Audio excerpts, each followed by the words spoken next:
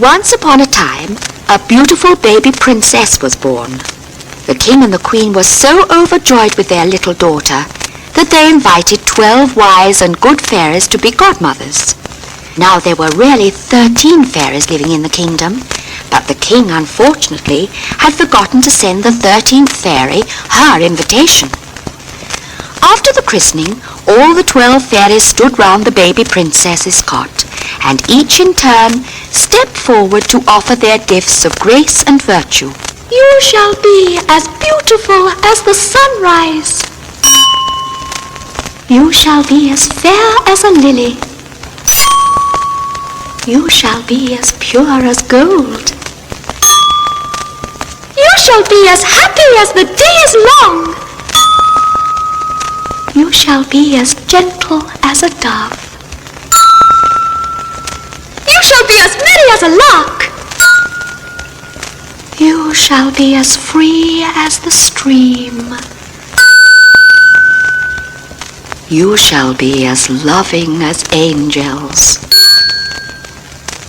You shall be as graceful as a bird. You shall dance like a fairy. You shall sing like a nightingale. It was now time for the 12th fairy godmother to present her gift to the baby. But at this moment, a strange old woman, who appeared to be very angry indeed, pushed her way to the baby's cot before anyone could stop her. When you are 15 years old, you shall prick your finger with a spindle and die of the wound. As you may have guessed, that was the 13th fairy who had not been invited to the christening. The king and the queen were very dismayed at what the wicked fairy had said.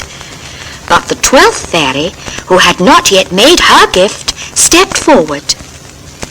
This is indeed a cruel fate for this dear baby princess. I cannot take the gift away that the 13th fairy gave her, but I can make it less hard. The princess will prick her finger upon a spindle when she is 15. She shall not die, but instead will fall into a deep sleep for 100 years, and she will not wake up until she is kissed by a prince. She will not be alone in her sleep, for all the court shall sleep too. After the fairies and guests had all gone home, the king proclaimed that every spindle in the kingdom was to be destroyed at once. But they were still anxious, in case the wicked wish of the 13th fairy should come true. The princess grew into a beautiful girl, and everyone loved her dearly. One day, when the princess was nearly 15 years old, she wandered about the palace looking in the many rooms which she had never seen before. When she opened a door at the top of a winding staircase, she found a little old woman spinning. The princess, of course, didn't know it, but this was the wicked 13th fairy. Come in, my child. Who are you? Oh, I'm just one of the old servants. I live here. What are you doing? And what is that thing which goes round and round so quickly? This is a spinning wheel, my fair child, and I'm spinning wool to make you a warm cloak for the winter. Oh, will you let me try and see if I can spin? Certainly, my dear. Hold the spindle like this. Thank you. You are a kind old lady. I hold it like this, do I? Oh, I've pricked my finger. Oh, I feel so faint.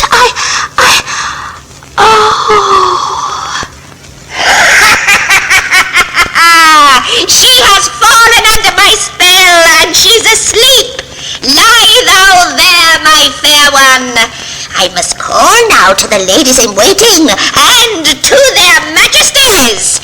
This will teach them never to forget me again.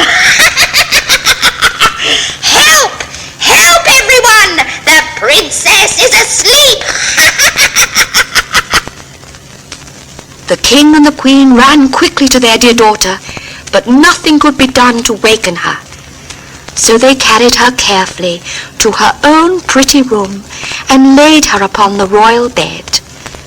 Then all the court fell into a deep sleep too, just as the 12th fairy had said they would. During the next 100 years, a thick thorny hedge grew round the palace, and many princes tried to break through it to rescue the princess, but all their efforts were in vain. Then, one day, a prince, more handsome and daring than the rest, arrived at the great hedge and slashed at it with his sword. To his surprise, it parted to let him through, because the 100 years had now passed, and the spell was weaker. All was silent in the palace as the prince tiptoed past the sleeping guards, and the king and the queen sleeping on their thrones, and all the lords and ladies of the court. With a beating heart, he opened the princess's bedroom door and quietly went over to where the princess lay asleep. At last, my fair one, I have found you. How beautiful you look. Come, awake now, dear princess. I shall kiss you like this on your lovely cheek.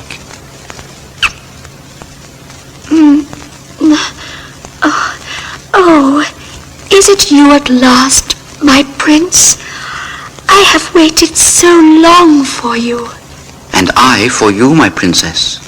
For I vowed I would only marry someone both beautiful and good. Will you be my bride, most dearest princess? Oh, yes, I will. Suddenly, all the people in the palace woke up, and the king and the queen rejoiced and announced that their beloved daughter would marry the handsome prince who had rescued her from the wicked spell. And so the prince and the princess were married, and they lived happily ever after.